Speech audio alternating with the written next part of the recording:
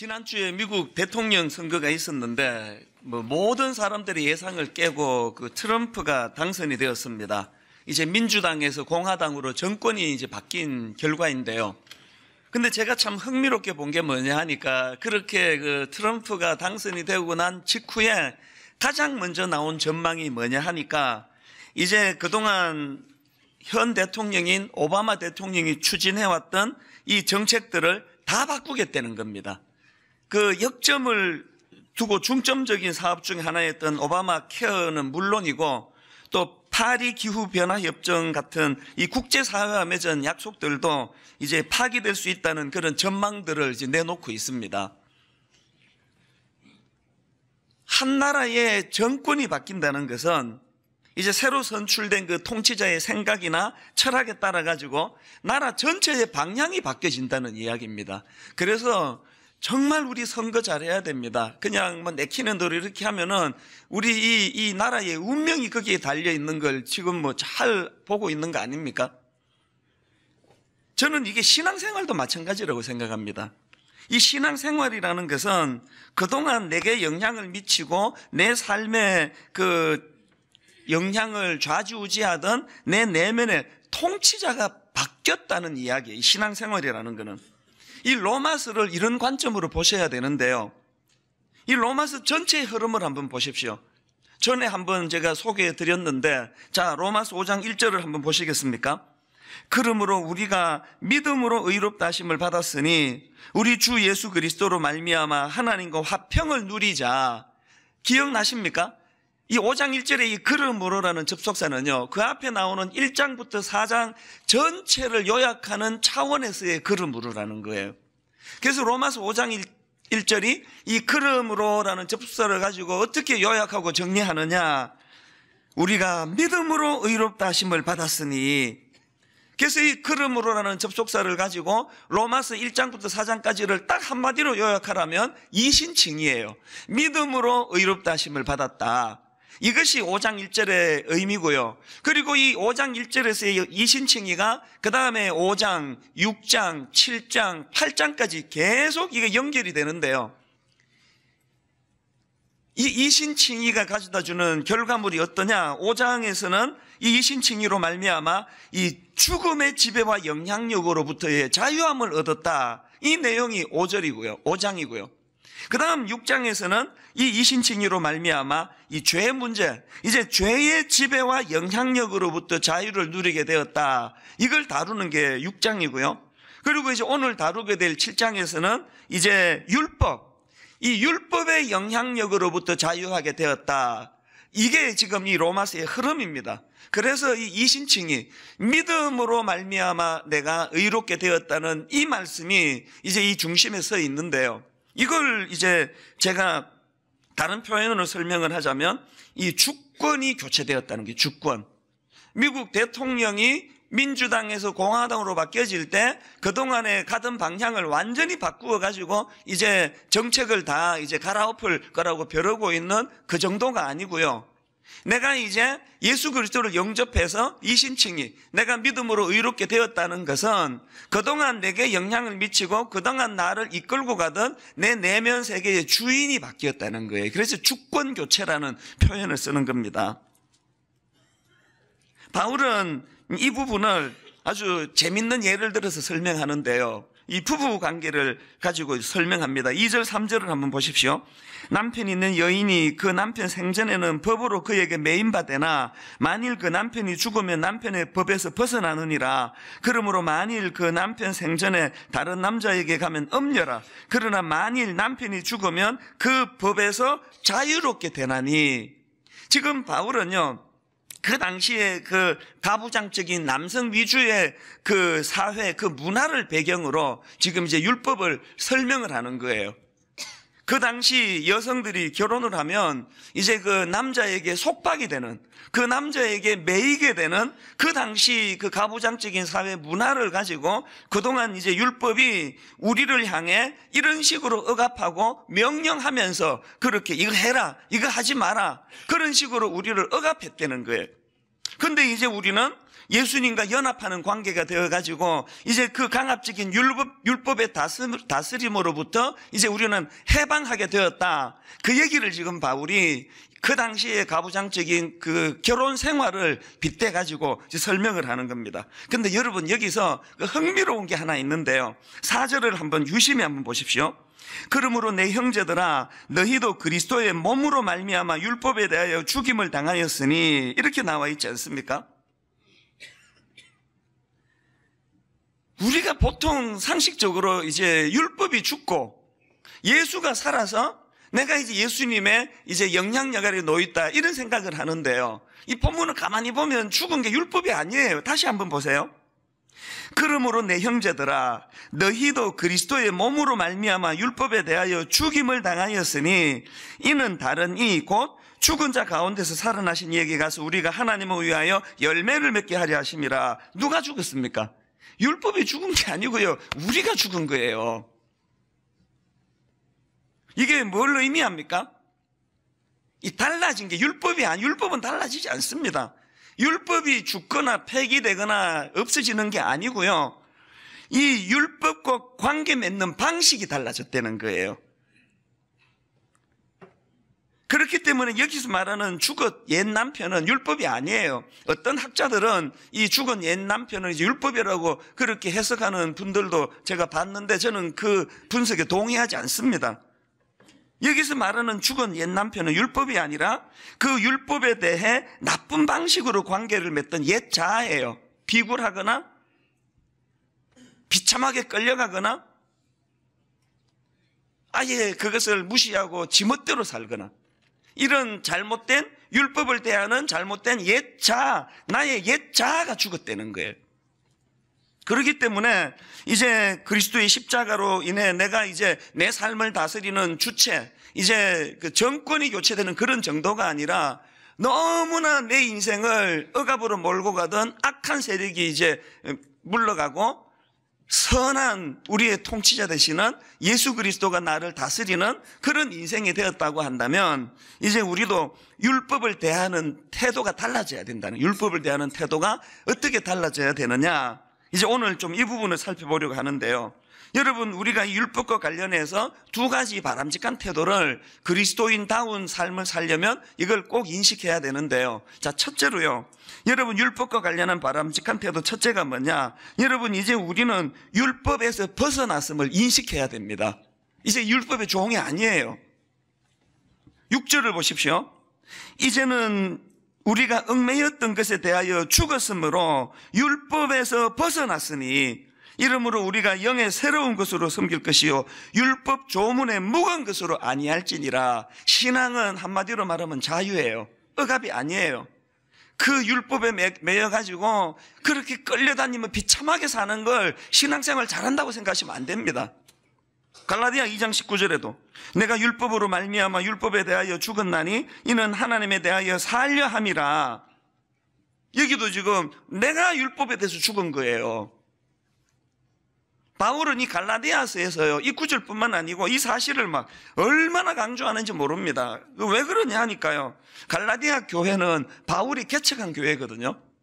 그랬는데 이제 바울이 그 교회를 떠나고 난 이후에 교회에 어려움이 찾아온 겁니다. 어떤 어려움이냐? 자, 갈라디아 1장 6절을 한번 보십시오.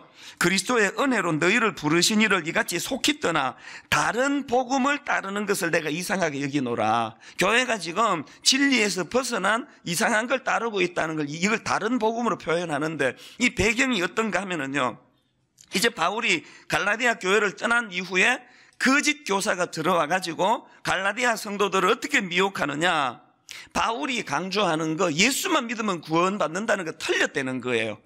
물론 예수도 믿어야 되지만 할례도 받아야 된다. 물론 예수도 믿어야 되지만 율법을 잘 지켜야 구원을 받는다. 이걸 강조하는 거짓 교사들에게 교회가 지금 흔들흔들거리고 있다는 거예요. 이런 주장을 하는 사람들을 그 율법주의자라 그러지 않습니까? 이 율법주의자들의 거짓 가르침에 갈라디아 성도들이 지금 너무나 미혹에 넘어가서 혼란을 겪고 있다는 소식을 들은 바울이 참 아픈 마음으로 그들을 지도하려고 쓴 책이 갈라디아서예요. 그러니까 이제 갈라디아 3장 1절 2절 한번 보십시오. 어리석도다 갈라디아 사람들아. 제가 이제 이제 은퇴를 하거나 그래가지고 이 교회를 떠나고 났더니 막 여러분들이 이제 미혹하는 그런 거짓 교사들한테 속아가지고 막 이상하게 되면은 제가 여러분께 편지 쓸 거예요. 어리석도다 분당 우리 교회 성도들아. 그러면서 이제 편지를 쓰는 게 지금 그 상황이에요. 어리석도다 갈라디아 사람들아.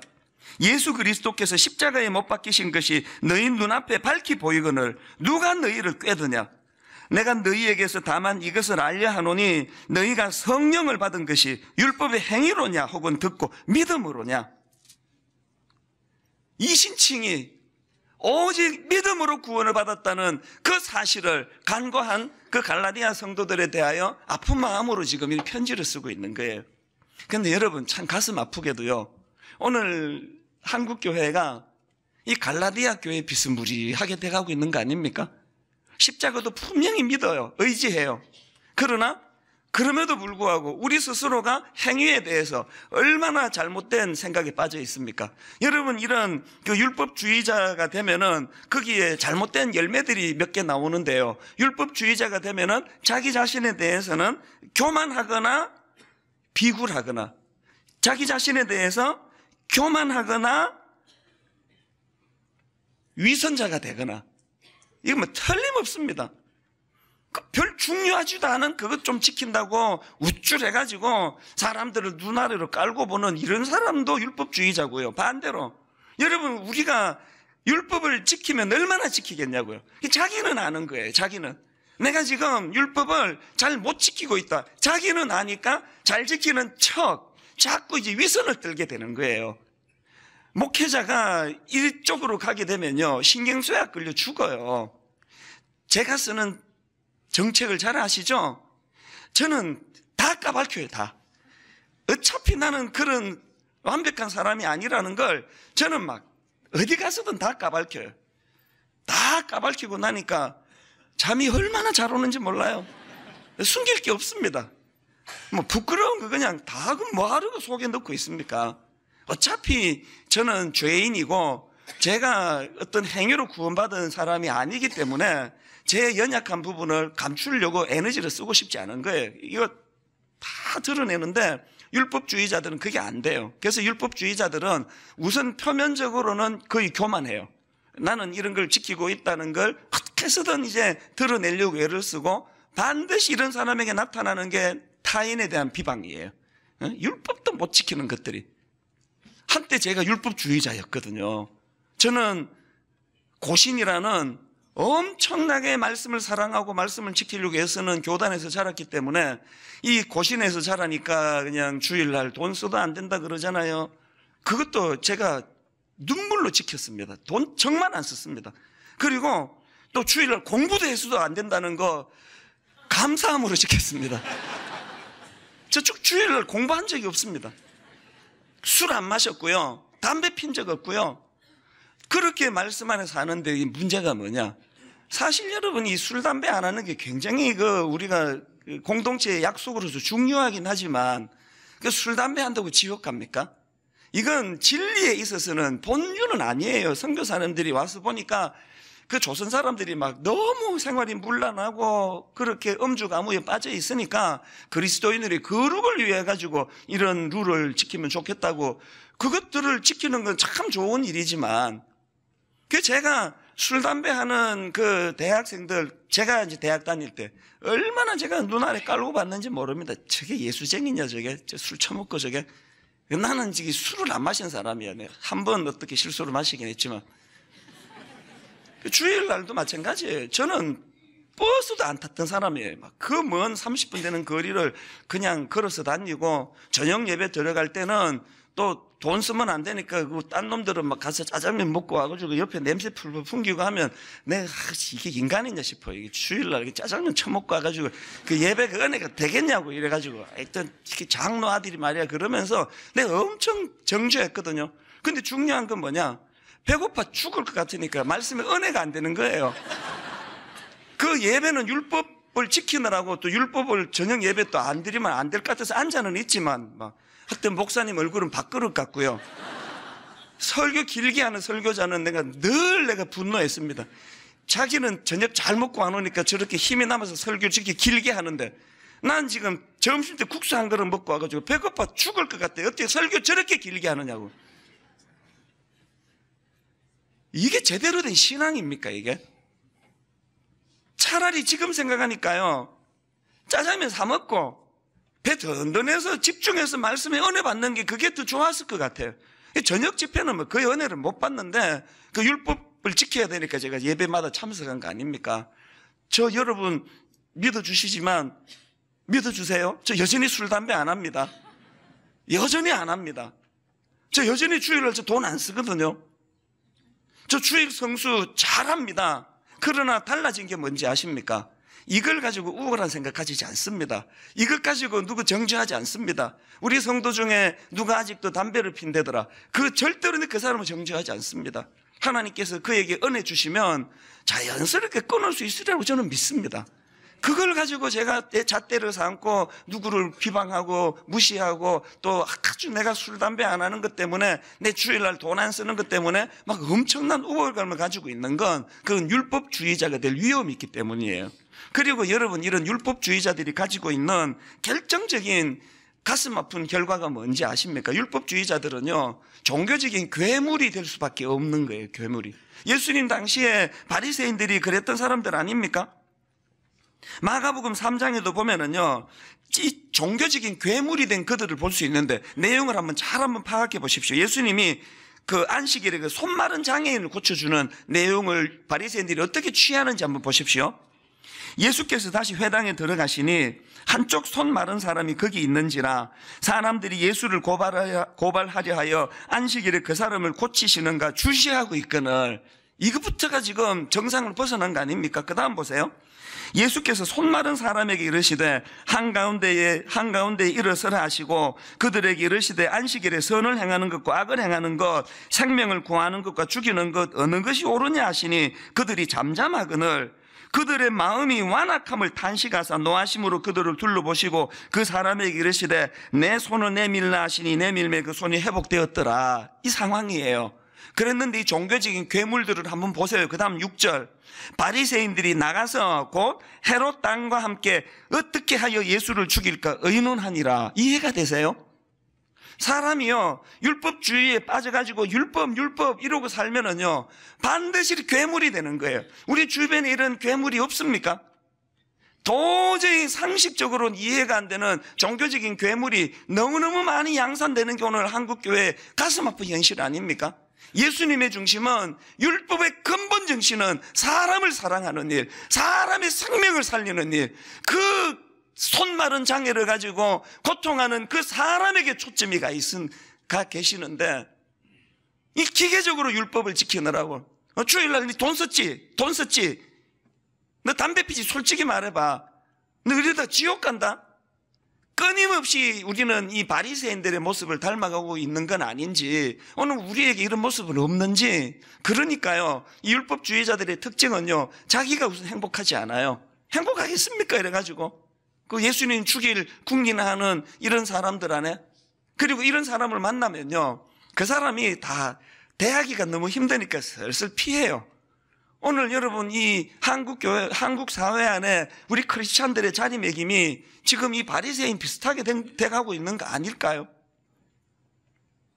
그렇기 때문에 우리가 뼛속 깊이 각인해야 될 하나님의 말씀이 갈라디아 2장 16절이에요. 사람이 의롭게 되는 것은 율법의 행위로 말미암음이 아니요 오직 예수 그리스도를 믿음으로 말미암는 줄 알므로 우리도 그리스도 예수를 믿나니. 그 다음 보세요. 이는 우리가 율법의 행위로서가 아니고 그리스도를 믿음으로써 의롭다함을 얻었다 함이라. 율법의 행위로서는 의롭다함을 얻을 육체가 없느니라. 나를 통치하는 내 내면의 주인이 바뀌었다면 우리는 이 말씀을 인식하셔야 됩니다. 자, 그런가 하면은 두 번째로 율법과 관련한 또 다른 바람직한 태도 균형이 뭐냐? 율법에 매이지 않으면서도 율법 지키기에 힘쓰는 사람이 돼야 된다는 거예요. 뭘 말합니까? 여러분, 예수 믿는다는 건요, 율법 폐기론자가 된다는 거 아니에요. 방종주의자가 된다는 거 아니에요. 그렇구나, 나 이제 오늘부터 술 마실래? 담배 필래? 주일날 멋대로 살래? 나 나이트클럽도 가고 마음대로 살래? 이제 율법에 매이지 않는다 그랬다. 이거는요, 절대로 이신칭의의 의미를 아는 사람이 아니에요. 자, 7절에 보니까요, 바울이 이렇게 이야기합니다. 그런즉 우리가 무슨 말을 하리요? 율법이 죄냐? 그럴 수 없느니라. 율법으로 말미암지 않고는 내가 죄를 알지 못하였으니 곧 율법이 탐내지 말라 하지 아니하였더라면 내가 탐심을 알지 못하였으리라. 여기 보니까 지금 바울이 율법의 순기능을 어떻게 설명하느냐 하니까요, 이 율법을 통해서 죄를 인식할 수 있게 됐다는 거예요. 다른 말로 하면은 율법은요, 이게 죄인지 아닌지, 율법은요, 이게 하나님의 자녀에 합당한 삶인지 아닌지, 이런 것들을 분간해주는 가이드라는, 기준이라는 겁니다. 근데 여러분, 이 7절을 한번 다시 보십시오. 그런즉 우리가 무슨 말을 하리요? 율법이 죄냐? 그럴 수 없느니라. 이 율법이 잘못된 게 아니라는 거예요. 율법이 잘못된 게 아니고 내 안에 있는 죄성이 이 율법의 가르침을 악용하기 때문이라는, 이건 이런 거예요. 그 왜 영화가 너무나 이제 음란하거나 너무나 폭력적이거나 하면은 등급을 매깁니다. 19금, 19살 이하는 이 영화 보면 안 됨, 이 등급을 매겨요. 또 15세 이하 관람 불가, 또 15세 이상 관람 가, 그건요, 중학생 14살 이하는 이런 영화 보면 안 된다는 등급이에요. 근데 그 일부 그 못된 청소년들은요, 19금 불가만 봐요. 전체 관람가, 그거 야한 것도 안 나오고 폭력적인 것도 안 나오고 무슨 재미로 봐. 그래가지고 이 일부 그 못된 청소년들은요, 청소년 불가 영화만 골라서 보는 거예요. 여러분의 청소년 시절도 그러지 않으셨나요? 그러면 이 심사한 등급을 매긴 사람이 이거 잘못한 겁니까? 그 악용하는 그 청소년이 잘못된 거 아닙니까? 이런 짓은 우리 어른도 자주 하는 못된 버릇 중에 하나 아닙니까? 고속도로를 차를 몰고 가면은 이제 그 무인 카메라가 있지 않습니까? 그거는 시속 100km를 넘어가지고 과속하다가 사고 날까봐 그걸로 이제 단속 카메라가 있는 거 아닙니까?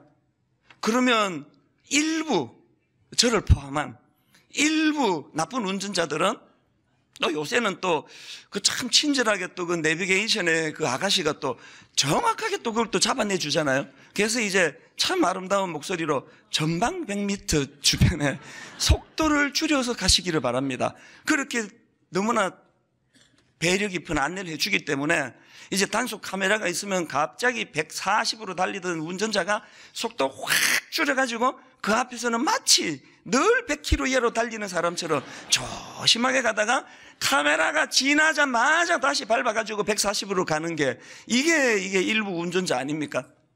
그 어떤 사람이 예를 들어가지고요, 그렇게 카메라 보고 갑자기 160 달리다가 막 그 브레이크를 밟아가지고 속도 줄이다가 이제 카메라 단속 지나자마자 다시 막 160으로 밟다가 그만 앞차를 들이받았다 치자고요.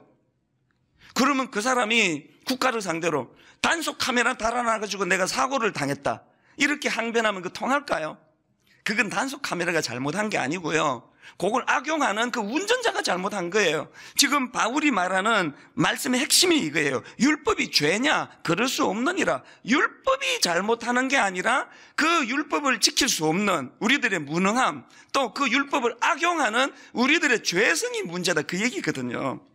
그렇기 때문에 여러분, 예수 그리스도의 십자가로 내 내면에 주권이 교체된, 이제는 더 이상 악한 것들이 나 주인 노릇하겠다고 설치는 게 아니라 예수 그리스도가 내 인생을 주장하시고 다스리시는 주권 교체가 이루어진 사람들은요, 이 율법의 억압으로부터의 자유를 무율법주의나 방종주의로 흘러가도록 방치하지 않는다는 거예요. 오히려 이 율법의 정신을 더 지키려고 애를 쓰는 사람이 되는데, 여기서 중요한 게 뭐냐? 전에는요, 나 스스로의 힘으로 이 죄와 싸우고 율법을 지키려고 애써왔다면, 이제 내 안에 계시는 예수님과 연합해서 한 몸이 되었기 때문에 주님과 함께 죄와 싸우고 주님과 함께 율법을 지키려고 힘쓰는 자가 됐다는 거예요. 이 잣대로 여러분을 돌아보세요. 여러분은 변화받은 그리스도인답게 살고 계세요? 어떤 율법주의자들보다 율법을 더 잘 지키려고 여러분 마음에 그런 동기가 일어나십니까? 그리고 그것을 지키려고 애쓸 때 내 의지, 내 힘이 아니라 내 안에 계시는 예수 그리스도와 연합하여 그분과 함께 이것들을 지키려고 애쓰는 마음이 여러분 안에 있습니까? 점검하셔야 된다는 거예요. 그런데 여러분, 그 조승우 교수가 쓴 율법과 자유라는 소논문을 제가 최근에 읽었는데요. 거기 보니까 이 율법을 그 히브리적인 개념으로 설명하는데 제가 굉장히 그 도움을 많이 받았습니다. 이 율법을 토라라고 그러지 않습니까? 근데 이 토라라는 단어는 그 뿌리가요, 야라라는 단어에서 출발이 됐다는 거예요. 이 야라가 무슨 뜻인가 하니까요, 방향을 지시하다, 가리키다, 이런 뜻이라는 거예요. 그래서 그 교수님이 이제 설명하시기를 이 율법이란 것은 이 방향을 제시하는 나침판과 같다는 거예요. 제대로 은혜 받은 사람이 취해야 될 율법은 나침판이에요. 나침판. 그래서 이 변화된 그리스도인들에게 율법은 더 이상 우리를 속박하고 구속하는 어떤 껄끄러운 대상이 아니라 우리 인생의, 우리 삶의 올바른 방향을 제공하는 고마운 안내자가 되는 게 율법이라는 거예요. 제가 이 글을 읽는데요, 어젠가 그저께인가 이 글을 읽는데, 부산에서 제가 이제 집회가 있어가지고 부산을 간 거예요. 차를 제가 이제 몰고 갔습니다. 차를 몰고 가서 이제 참 교회가 친절하지 않습니까? 그래서 이 목사님이 부산길이 좀 낯설 텐데 이제 차를 세워두시면 이제 새벽 기도도 그렇고 이제 그 장로님 한 분이 이제 목사님을 좀 안내해 드릴 겁니다. 이제 이렇게 대부분 교회가 그렇게 고마운 제안을 해요. 그럼 다 사양합니다. 아이고, 그 새벽에 그 5시에 예배가 있는 그런 교회들, 그 장로님이 몇 시에 일어나야 됩니까? 제가 이 내비게이션이 있으니까 제가 차 몰고 갈게요. 안 오셔도 됩니다. 그 수고 안 하셔도 됩니다. 제가 보통 이제 이렇게 사양을 하거든요. 근데 부산에 갔을 때예요. 새벽에 일어나가지고 이제 내비게이션 따따닥 치고 이제 이 내비게이션이 시키는 대로만 하면 되는 거 아닙니까? 근데 공교롭게도요, 내비게이션이 고장이 났습니다. 그 새벽에. 그 희한하더라고요. 그 평소에 멀쩡하던 게 왜 부산에 내려갔는데 뭐 얘도 또 낯선 데 가서 뭐 머리가 복잡했는지 이게 고장이 나가지고요, 막 빙글빙글 돌고 막 생쇼를 해요. 그래서 제가 처음에 시키는 대로 이렇게 쭉 갔더니요, 한참을 갔는데 좀 이따가 보니까 또 유턴해서 가려는데 또 시키는 대로 열심히 왔더니 제자리에 왔어, 제자리에. 지금 이 새벽 기도를 인도해야 되는데 이제 강사가 이게 제 시간에 이게 못 나타날 상황이 된 거예요. 얼마나 당황이 돼. 그때부터 이제 막 땀이 삐질삐질 나고요. 이게 막 이 내비게이션이 원망스럽고, 어제 그 장로님이 또 데리러 온다 할 때 그러면 되지. 쓸데없이 또 괜히 또 내가 차 몰고 간다 그랬다 그러면 막 후회를 하면서 막 머리를 뜯고 싶더라고요. 막 우왕좌왕 하다가 문득 든 생각이 뭐냐면은 이게 인생이구나, 이게. 이게 인생이에요. 초행길 아닙니까? 어느 길인지 전혀 감을 못 잡겠더라고요. 동서남북을. 근데 믿었던 내비게이션은 완전히 지금 헷갈리고 있죠. 그래서 제가 그날 새벽에 많은 생각을 했습니다. 오늘 우리 인생이 이런 거 아닌가? 자식 한번 잘 키워보겠다고 했던 게 그게 어긋나고 가슴 아프게 잘못되는 게 뭐 얼마나 많습니까? 잘하자고 했던 게 참 피눈물 나게 만드는 결과를 가져오는 게 인생 아닙니까? 제가 그 새벽에 막 뼈저리게 생각이 됐던 게, 지금 제 옆에 부산 지리를 잘 아는 어떤 사람이 같이 타면 얼마나 좋을까. 그러고 있는데 좀 있다가 내비게이션이 또 제정신을 차렸어요. 그것도 나 진짜 신기해요. 그래서 이제 잘 가서 이제 말씀 전하는데 지장을 안 받았는데요, 그 새벽에 하나님이 제게 뭘 가르쳐 주시기 원하셨을까? 율법이요, 가이드라는 거예요. 가이드, 나침판이라는 거예요. 그래서 여러분 그 시편 1편 1절에서 주님이 주시는 메시지가 뭡니까? 복 있는 사람은 악인들의 꾀를 따르지 아니하며 죄인들의 길에 서지 아니하며 오만한 자들의 자리에 앉지 아니하고 오직 여호와의 율법을 즐거워하여 그의 율법을 주야로 묵상하는 자로다. 여러분, 이 시편 1편은 나머지 모든 시편으로 들어가는 관문이라는 거 다 아시죠? 근데 여기 보니까 복 있는 사람은 악인의 꾀를 따르지 아니하고 죄인들의 길에 서지 아니하고 오만한 자들의 자리에 앉지 아니하고 오직 여호와의 율법을 즐거워하여 그의 율법을 주하로 묵상하는 자로다. 이게 무슨 뜻일까요? 오직 나침판되는 하나님의 말씀과 계명과 하나님의 그 율법을 우리가 묵상하고 그것을 순종하면 그것이 내 길에 나침판 역할을 해서 우리가 악인의 길에 빠지지 않고 죄인의 길에 들어가지도 않고 오만한 자리에 앉지 않는 이런 틀림없는 인생길을 가게 된다는 그 얘기거든요. 여러분, 하나님의 말씀을 소중히 여겨야 되는 근본적인 이유, 하나님의 계명을 지키려고 애써야 되는 근본적인 이유는 그 하나님의 말씀은 율법을 위시해서 그 하나님의 말씀은 우리 인생 초행길에 나침판이 된대요. 나침판. 성령님에게 역할도 딱 그거 아닙니까? 그날 새벽에 제가 참 울면서 내 영혼이 성령님이 계시는 인생의 운전이 되기를 원합니다. 기도가 나왔어요. 기도가. 오늘은 내가 하나님 이 부산길에서 헤매고 있는데 내 영혼은 오늘 새벽같이 혼미한 삶이 일어나지 않도록 성령님이 좌정하셔서 내 길에 가이드가 되어 주시기 원합니다. 이게 신앙이에요. 지금 우리가 기성세대가 젊은 세대에게 지금 뭘 가르쳐주고 있는 거예요? 이 완전히 지금 대한민국은요, 부산에서 내비게이션 고장 나가지고 헤매던 그 상황이에요. 오리무중입니다. 더 가슴이 아픈 게 뭔지 아시죠?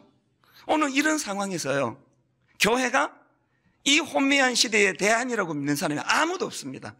왜 아무도 없습니까? 대안이 아니니까요.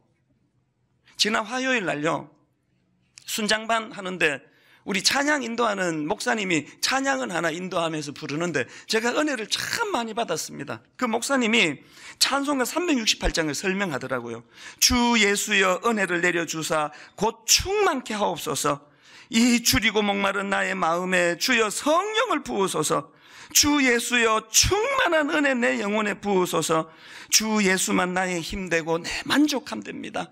그 목사님이 설명하기를요, 이게 그 일제강점기 때 그 일본의 억압으로 신음하던 암울한 시대에 우리 어른들이 울면서 부르던 눈물의 찬양이 이게.